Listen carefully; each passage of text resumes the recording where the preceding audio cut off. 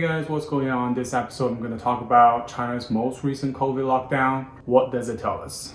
So yesterday when I was browsing China's Twitter Weibo for my next episode's idea, under several top trending topics, I found some comments that were completely unrelated to the original posts, but they were all talking about the same thing, which is Tonghua needs help. After looking into it, I found that the city of Tonghua, which is in the Jilin province in the northeastern China, is in major trouble due to COVID. Let me just give you the timeline. So on January 12th, there were first 5 asymptomatic cases in the city of Tonghua. On the 18th, one district in Tonghua was escalated to medium risk. And on the 20th, that same district got to high risk. By 10 p.m. of 21st, the district with over 300,000 residents was in full lockdown. As of the 23rd, all of those residents had gone through testing and there were over 200 confirmed and asymptomatic cases. By full lockdown, it means that those residents cannot get out of their homes. Package deliveries were suspended, including medications and other essential goods like baby formula. Residents could still order delivery on some apps, but the delivery isn't guaranteed due to high volume. The situation got really bad as people impacted started posting that they're running out of food with no light in sight. Some desperate ones were posting Tonghua needs help everywhere on social media,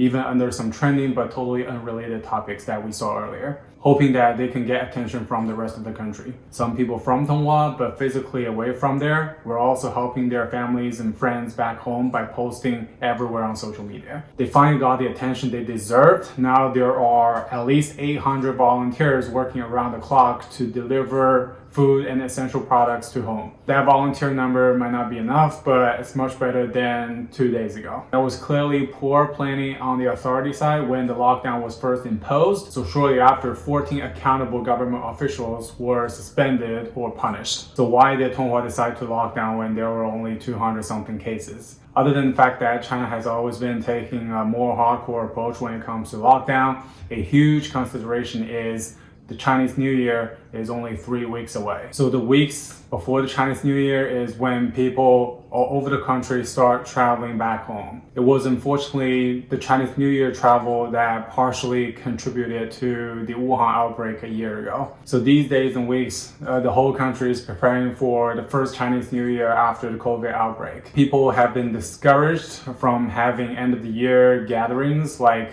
company holiday parties. And there are even government-sponsored subsidies that are given to people who make the sacrifice of not going home as an incentive. So an obvious problem that has been exposed out of this Tonghua outbreak is the lack of preparation from the local government.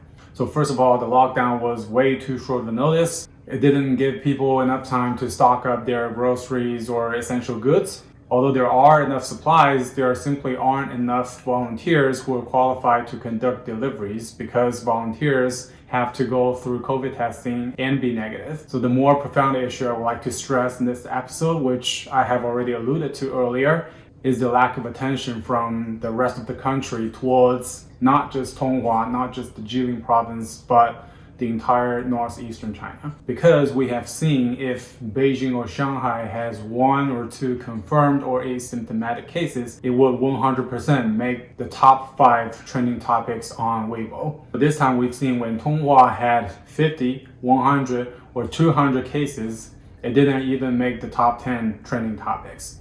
So people from or related to Tonghua actually had to go out of their way to post under some unrelated posts in order to get attention over. Unfortunately, nowadays, the exposure or attention on the country level is usually determined by the economic importance. And we've seen the northeastern provinces are now mentioned less and less on the country level due to their lag behind economic development. So why are they lagging behind? It is actually a very complicated question to answer, but I think there are 2 main reasons. The first one is geopolitical. So the northeastern provinces actually inherited world-class industrial infrastructure when the Japanese withdrew from the Manchuria at the end of World War II. And because of the proximity to the former USSR, that industrial edge or advantage got doubled down when the PRC had a very good relationship with the USSR. Now both foreign influences have faded, and with the new geopolitical risk of North Korea being just a few hundred miles away. The central government has been reluctant to spend money and resources to develop that part of the country that's sandwiched between Russia and North Korea. The second reason is more agricultural. It is well known that the northeastern part of China has the most fertile land for farming out of the entire country. So the central government wants to keep it for agricultural purposes. So when the country started shifting to service economy 20 years ago, the northeastern part of China really missed the opportunity.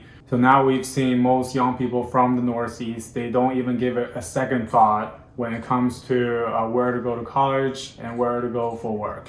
A lot of them would choose to go down south, where the opportunities are. There's a joke that no matter where you are in China, you can always hear the iconic northeastern accent,